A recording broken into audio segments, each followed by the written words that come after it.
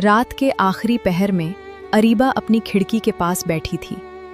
शहर की रोशनियां धीमी हो चुकी थीं, लेकिन उसके दिल में एक नाम अभी भी रोशन था।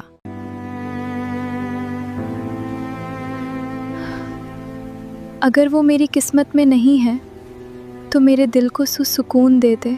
वो किसी को पसंद करती थी, मगर उससे कभी कभी नहीं कहा। उससे डर था कि कहीं अपनी फीलिंग्स का इजहार करके वो एक खूबसूरत रिश्ता भी ना खो दे।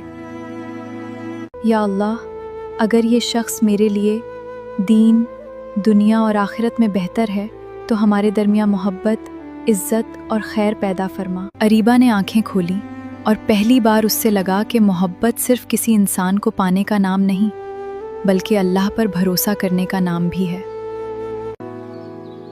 फिर उसने मुस्कुराकर कहा, जो मेरे नसीब में है वो मुझे मिलकर रहेगा, और जो अल्लाह के पास मेरी दुआ बनकर गया है वो कभी ज़ाया नहीं होता।